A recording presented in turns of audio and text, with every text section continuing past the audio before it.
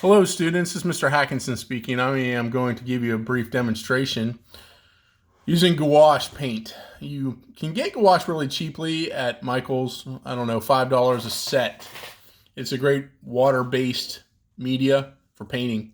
The colors I'm using for this painting are going to start with white. You should always have white no matter what you do. You're aware of that already, I'm sure. I've got a medium yellow, which is a good mixing yellow. It's usually cadmium yellow too.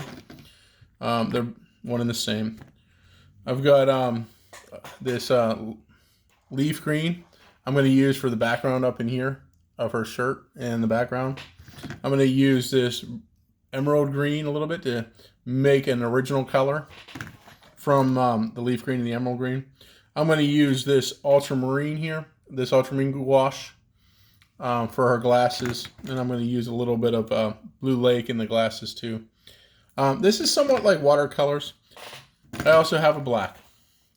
Okay, this is more opaque paint than watercolors. So what I'm going to do is I'm going to mix up a few different values of blue first for our eyeglasses, because we want to start by pinpointing those eyes in because she's wearing glasses, sunglasses. Obviously, you want to start with what is going to be most important.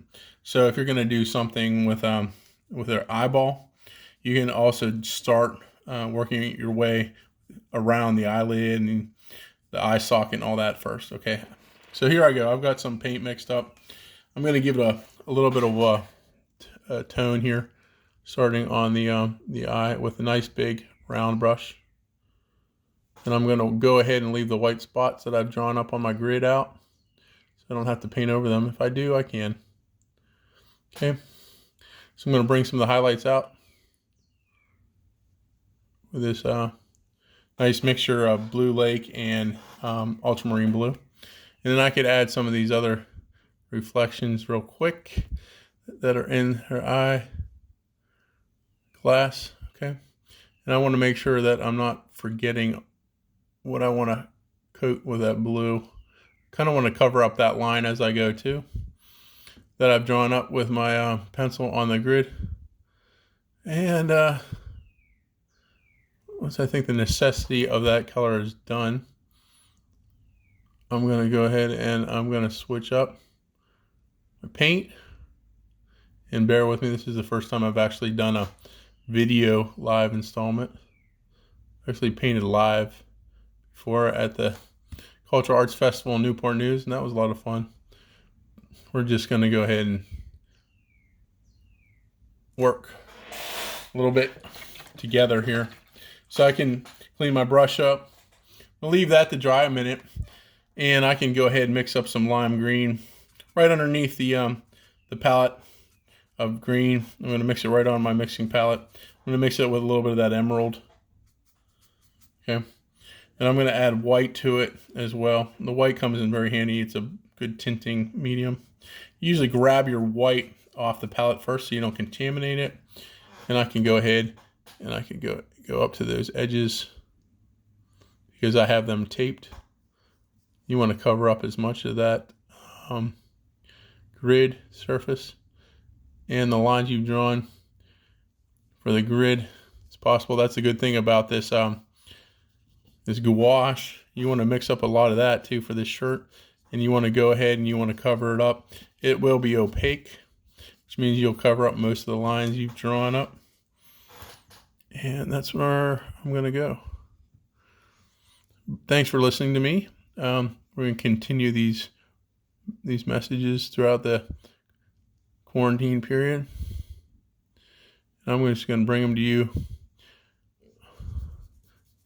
much as I can, covering basics. Okay, the reason I've got that edge taped up is because if I do that, I can pull the tape off and I can see that I've got a nice clean crisp edge there. Okay, and as you can see, my color's a little bit off on that green, but for all intents and purposes it's going to be fine, right?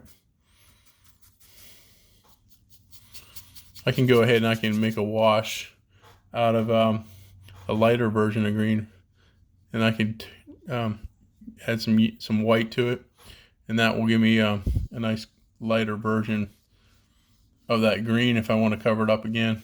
And I can also go in with the highlights. We talked about working with darks first a little bit in the last video. So here's a little bit, this is a little bit different. I'm going to start with the eyes, and I'm going to cover up some of this necessary background, and then overlap the background with my detailed foreground. So next thing I want to do is take a little bit of this blue, this darker blue, it's the ultramarine blue, and I want to start filling in some of the head area here, and I can make a wash of it.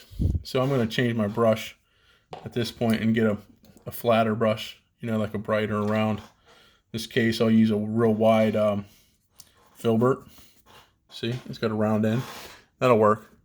And I want to just make a wash to cover up some of that background. Trying to leave my shape but covered up the edge so I don't have a white space on the edge.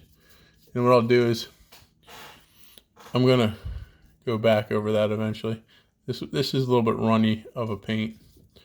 But if I get the edge covered with tape, see it's not sticking the tape, you'll get a nice clean, crisp edge when you pull that tape off, right?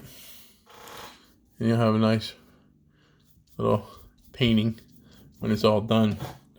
Okay, we're going on 6 minutes and 30 seconds, and it's starting to look pretty nice. I'm gonna thin out my mixture of blues and for the background a little bit, and I'm gonna try to fade it out here down to the bottom. You'll see some of the lines a little bit still. We'll go over that a couple more times so you don't see your edges. Normally I would erase those lines, but I'm actually under a pinch to create these lesson plans, so my time is limited. So I didn't erase the grid lines before I started painting today. That was a kind of a mistake. I lost sight of that. You can do that now if you haven't done already. Erase those lines before you get started painting. Make sure you go over the edges here of her hair and everything. And I'm going to stop it right there. And I got a good wash of color up in here. It's a nice, decent fade. This shirt's real lime green. I'm going to leave it. All right, bear with me.